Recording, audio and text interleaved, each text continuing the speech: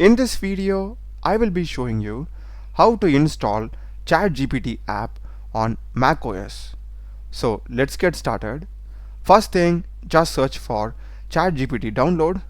Here you'll be having chatgpt.com downloads. Just select this.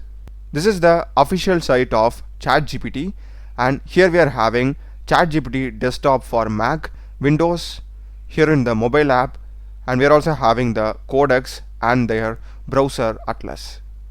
If you go up, here we are having download for Mac. Click this. The download will be getting started. It is around 68 MB in size, so just be patient. Once the download is complete, just open it, drag and drop it inside applications.